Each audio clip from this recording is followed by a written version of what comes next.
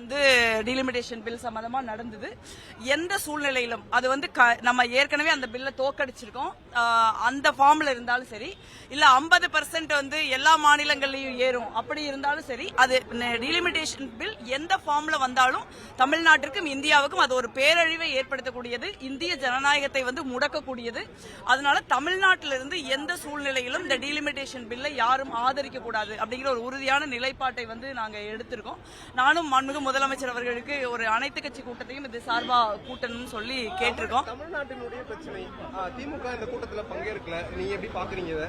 இல்ல, அது நீங்க திமுக தான் கேட்கணும், அவங்க ஏன் வந்து திமுக கூட்டத்தில் பங்கேற்கல அப்படின்னு. ஒருவேளை அனைத்து கட்சி கூட்டத்தை மீண்டும் கூட்டினால் திமுக அவங்களுடைய முடிவை மறுபரிசீலனை செய்யறதுக்கு ஒரு வாய்ப்பு இருக்குன்னு நினைக்கிறேன். மிக நிச்சயமா வந்து திராவிட முன்னேற்ற கழகம் உள்ளிட்ட எந்த கட்சியும் தமிழ்நாட்டிலிருந்து இந்த பேரழிவான ஒரு பில்லுக்கு ஒரு வாக்கு அளிக்க கூடாதுங்கிற ஒரு வலுவான நிலைப்பாடு தான் நாங்க எடுத்திருக்கோம். அதே கோரிக்கையை தான் நாங்க திராவிட முன்னேற்ற கழகத்திற்கு வைக்கிறோம். இந்த பில்லுக்கு எதிராக நீங்க ஏப்ரல் மாதத்துல எந்த நிலைப்பாட்டில் அவங்க இருந்தாங்களோ அதே நிலைப்பாட்டில் அவங்க தொடர்ந்து இருக்கணும்னு நான் நம்புறேன். காவேரி விவகாரம் பெருசா போகல, காங்கிரஸ் அழுத்தத்தின் காரணமா தான் இப்படி ஒரு கூட்டம் கூட்டப்பட்டிருக்கிறதா? இந்த விஷயத்துல, அதாவது தொகுதி மறுவரை விஷயத்துல ஒரு கூட்டம் கூட்டப்பட்டிருக்கு. தமிழ்நாடு அரசுக்கு காங்கிரஸ் அழுத்தம் கொடுத்து திமுக நிலைப்பாடை தெரிஞ்சுக்கிறதுக்காக காங்கிரஸ் இந்த மாதிரி பண்ணிருக்காங்கன்னு பாமக தலைவர் அன்புமணி ராமதாஸ் சொல்லியிருக்காரு. அன்புமணி ராமதாஸ் அவர்களுக்கு வந்து எல்லா விஷயத்திலையும் அரசியல் செய்யறது வந்து பழக்கமாயிருச்சு.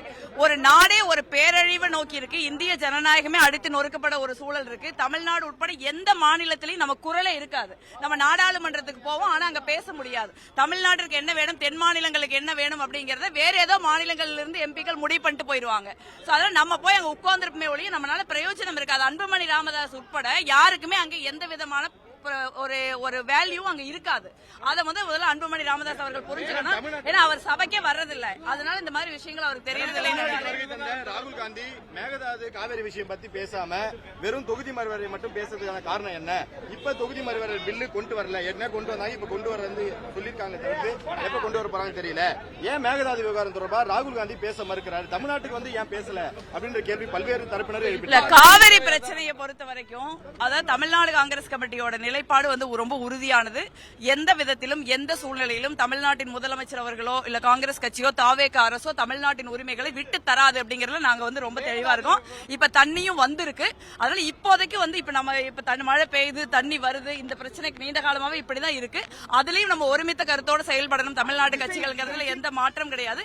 நீங்க எல்லாரும் புரிஞ்சுக்க வேண்டிய ஒண்ணு, நீங்க டீலிமிட்டேஷன் பில் வந்துருச்சு அப்படின்னா எல்லாமே மொத்தமா சென்ட்ரல் கவர்மெண்ட் கைக்கு போயிடும்.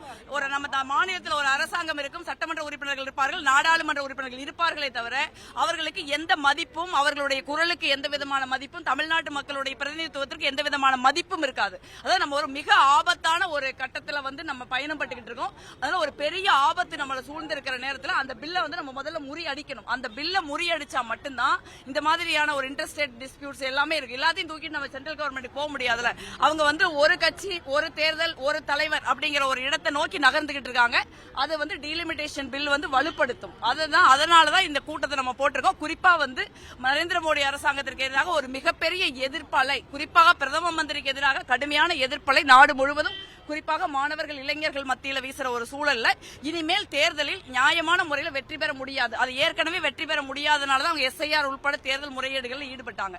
அதையெல்லாம் ஈடுபட்டு கூட நீங்க வந்து ஒரு 35 ஆண்டு காலமாக பாரதிய ஜனதா கட்சியின் கோட்டையாக இருந்த ஒரு தொகுதி, பாரதிய ஜனதா கட்சியின் தேசிய தலைவர் பிரதிநிதித்துவப்படுத்தின ஒரு தொகுதியில அவங்க வந்து மோசமான இடத்துல தோத்துருக்காங்க. அதனால வந்து அவங்க வந்து இந்த பில்லை வந்து வேகப்படுத்துவாங்கிறத வந்து சூழலை புரிஞ்சுக்கணும். இது வந்து ஒரு நாட்டுல வந்து நம்ம வந்து வார்த்தைகளுக்கு அப்பாற்பட்ட ஒரு ஆபத்தை வந்து நம்ம எதிர்நோக்கி இருக்கிறோம். அந்த ஆபத்தை உணர்ந்து மாண்புமிகு முதலமைச்சர் அவர்கள் இன்னைக்கு இந்த கூட்டத்தில் பிரசாந்த் கிஷோர் வெற்றி பெற்றிருக்காரு. மேகதாது அணை விவகாரத்தை திசை திருப்பணும் இந்த கூட்டம் நடத்திருக்காங்க. யாருமே பங்கேற்காத போது தமிழகத்தோட ஒட்டுமொத்த பிரதிநிதிகளோட இல்லைங்க, நான் எப்படி பாக்குறேன் அப்படின்னா, இது ஒரு முதல் முயற்சி. மாண்புமிகு முதலமைச்சர் அவர்கள் ஒரு முதல் முயற்சி எடுத்திருக்காங்க. இப்ப வந்து தாவேகா கூட்டணியில் பங்கு வகிக்கிற கட்சிகள் இதுல கலந்துகிட்டு இருக்கோம். இது வந்து இதுவே ஒரு இறுதி கூட்டம் நான் நினைக்கல. இல்ல, இதுதான் இறுதி கூட்டம், இதுதான் இறுதி ஒரு நிலைப்பாடு நான் நினைக்கல. இதை தாண்டியும் வந்து நம்ம மற்ற கட்சிகளையும் வந்து ரீச் பண்ணணும், அவங்களுக்கும் அழுத்தம் கொடுக்கணும், அவங்களோட வந்து பேசணும், தேவைப்பட்ட அவங்களோட சண்டை கூட போடலாம். அதுக்கான உரிமை வந்து தமிழ்நாட்டு மக்களுக்கு இருக்கு. அதை பண்ணி நம்ம வந்து தமிழ்நாட்டில இருந்து இந்தியாவுக்கு ஒரு பேரழிவை நம்ம தேடி கொடுக்க கூடாதுங்கிறதா நம்மளுடைய நிலைப்பாடு. பிளே ஸ்டோர் மற்றும் ஆப் ஸ்டோரில் இருந்து பாலிமர் செயலியை QR கோடு மூலம் பதிவிறக்கம் செய்யுங்கள். செய்திகளை உடனுக்குடன் பெறுங்கள்.